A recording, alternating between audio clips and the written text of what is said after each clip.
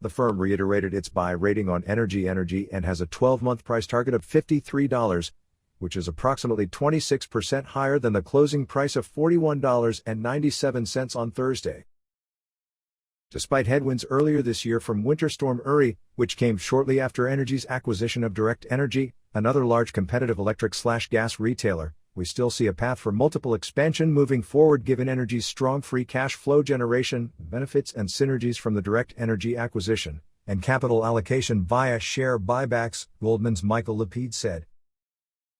Demand spikes and power plant outages in Texas during Winter Storm Uri in February harmed the company in the first quarter, sending its stock lower. However, shares have risen by more than 20% in the last 3 months. Goldman Sachs believes that normalized operations and share buybacks will result in strong cash flow in the future. NRG Energy is expected to repurchase 19% of its market capitalization by the end of 2023, according to the firm. According to Goldman, this cash flow should help the company improve its capital allocation. The firm raised its earnings and revenue forecasts for NRG Energy for 2021, 2022, and 2023. Longer term, we see potential for a multiple re-rating as NRG works towards achieving investment-grade credit metrics and may trade more in line with low-growth, consumer-facing businesses like consumer staples or telecom, implying upside to our target multiple and target price, Lapide said. In 2021, NRG Energy shares are up nearly 12%. The firm cautioned against taking an extreme position in either value or growth stocks. So-called value stocks are typically priced lower than the rest of the market, whereas growth stocks are expected to grow rapidly but are frequently more expensive. It comes as some analysts argue that the rotation away from value stocks may be coming to an end, with investors returning to growth stocks. Instead, Jefferies analysts suggested investing in the middle and developed 3 screens: stocks with growth at a reasonable price, stocks with quality at a reasonable price, and stocks with growth at a reasonable yield, all of which have earnings momentum, according to a research note published Monday by the analysts led by Desh Paramunatilik.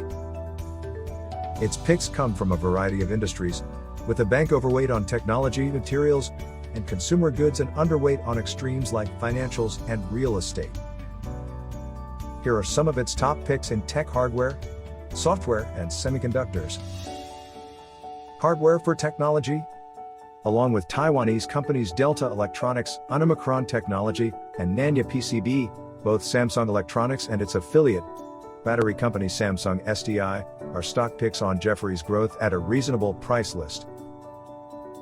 BOE Technology Group, a Chinese electronics components firm, is on the same list, as is PC maker Lenovo, which is on Jefferies' growth at a reasonable price screen. In the United States, Apple, as well as European favorite Ericsson, produce high-quality products at reasonable prices. Software. Venustech, a Chinese company, is on Jefferies' list of quality stocks with reasonable growth, while Tech Mahindra, an Indian firm, is on its list of growth at a reasonable yield.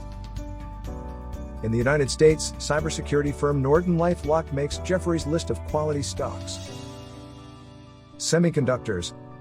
Taiwanese manufacturer TSMC and Korean memory semiconductor company SK Hynix are both picks on the investment bank's growth at a reasonable price screen. Meanwhile, the Taiwanese firm Novatech Microelectronics appears on the list of quality at a reasonable price. Texas Instruments, Power Solutions, KLA, and Qorvo are among the U.S. semiconductor stocks on Jefferies' quality at a reasonable price list. ST Microelectronics and B Semiconductor Industries are among the European companies on the bank's quality list, SE. Avoiding the extremes and following earnings is one way to avoid the distraction of the value versus growth moves, Jefferies analysts stated. In fact, earnings revisions have been a consistent outperformer this year across most regions, outperforming both this year and the previous 3 months. At the same time, the most improved style has been quality, which has outperformed significantly over the last 3 months. As a result, we recommend focusing on quality/growth at a reasonable price, they said.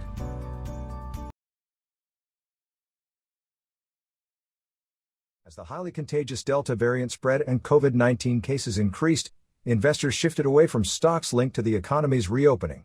Carnival shares are down more than 13% in the last 3 months, compared to a 5.4% gain in the S&P 500 during the same period.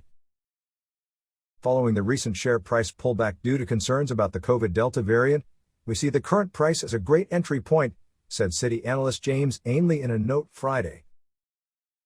Citi increased its price target for the stock to $34, which is more than 50% higher than Carnival's closing price of $22.55 on Thursday. The cruise stock was still rated as a buy by the firm.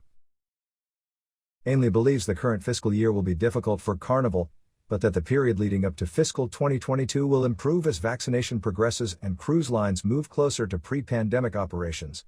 Carnival announced last month that it would resume guest cruises with 75% of its total fleet capacity by the end of the year. According to Citi's analysis of web traffic, consumer demand is also improving. The bank anticipates a full sailing schedule by the summer of 2022.